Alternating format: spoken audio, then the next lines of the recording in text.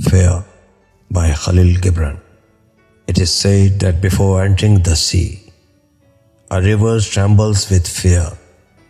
She looks back at the path she has traveled from the peaks of the mountains, the long winding roads crossing forests and villages.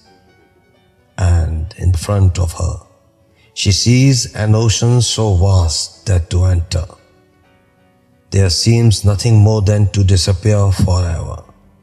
But there is no other way. The river cannot go back. Nobody can go back. To go back is impossible in existence. The river needs to take the risk of entering the ocean, because only then will fear disappear.